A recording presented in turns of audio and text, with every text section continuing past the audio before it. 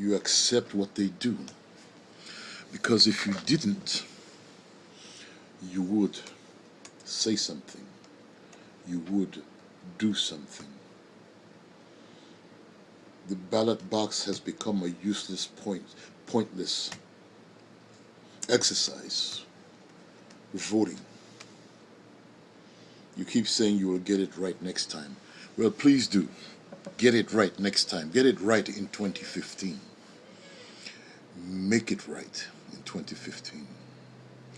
We don't need good luck as president. And we do not need David Mark as the president of the Senate. We don't need anybody that's in the Senate or the House of Assembly or the House of Representatives today. We must seek to change these ministers, especially our oil minister, who has found a way to steal as much as she can by getting percentages off of sales that she doesn't deserve.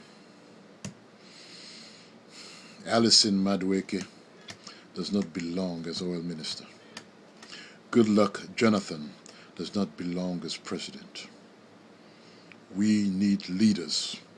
We need people who will decide and make decisions that will take care of the Nigerian people. We want happiness in our country. We want people to do well, to live well, without fear, constant fear, daily fear, fear that their lives will be taken away because they have no security. They have no love from above.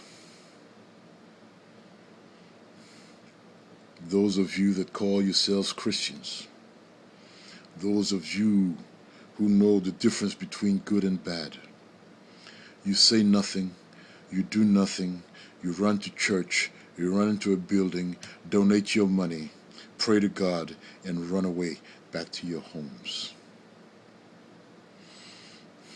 That is not impressive. And I seriously don't think that God is impressed with your Christianity.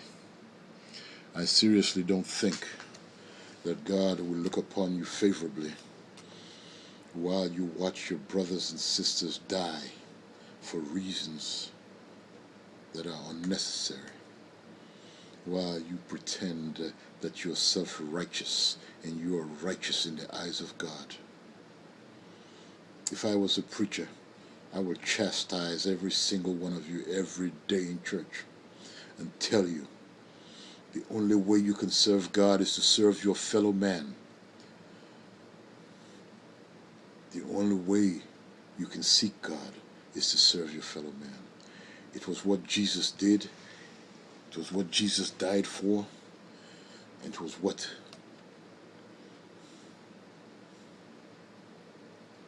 we as Christians live for.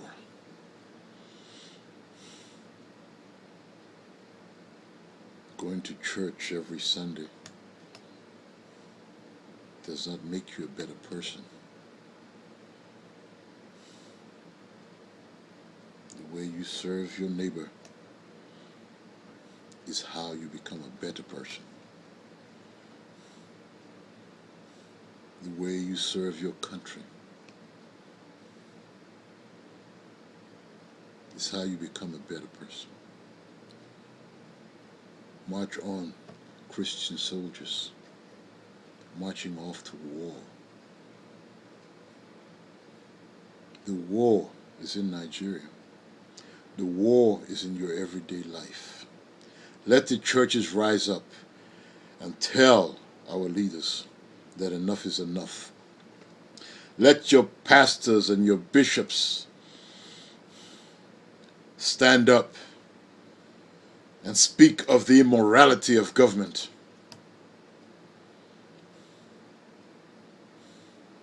All they do is collect your money and live well. Fancy suits, fancy cars. Preaching hell and high water and how you should keep giving your money to God while they keep enjoying life. We must change our country, and we have to do it together. But you ask many of us to come home. Come home to what? It's not that we have much doing here. Some of us don't anyway. I can think of better things I could be doing for my country in Nigeria than sitting here in America. But I've been given no choice. No choice by my people. No choice by government. The minute I step on the continent of Africa, in Abuja or in Lagos, all they would want to do is put me out of my misery. Because murder in government is always an option. Am I afraid? No. But it's pointless to just fly down just to die. It's pointless to go there and achieve nothing. It is pointless to go there and have no support. It is pointless to say, let me come back and help my country, when those who live in my country cannot help themselves. It is pointless. In Egypt, when there was a revolution, it started from the internet. But the people of Egypt came out, and they stood in Tahrir Square, and they protested, and they stayed for days and days and days till they brought down the government of Hosni Mubarak. That is how you change governments. That is how you change nations. By coming out in full force and demanding what it is you want for your country. All the talk and the talk and the talk and the talk will do nothing for your nation unless you're willing to come out and stand by and stand together and say, we have had enough. My condolences to the families of those 4 young men whose murders remain on our minds and are a reminder of the violent, disorderly country called Nigeria.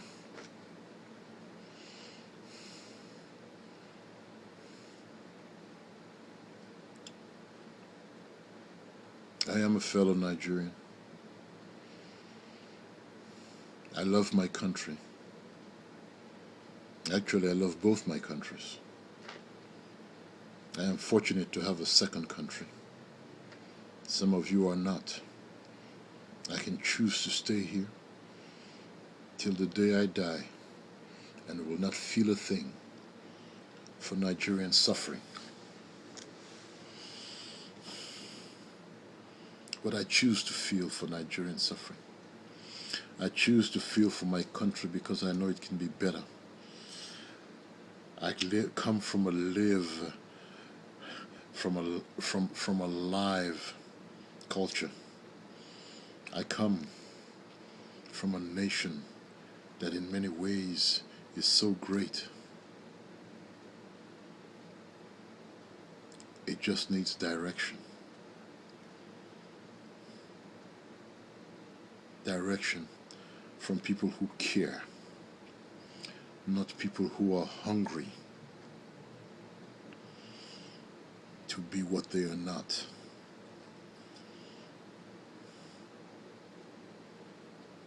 God bless Nigeria. God bless the people of Nigeria. And we shall hope that Nigerians will take the time out of their busy schedules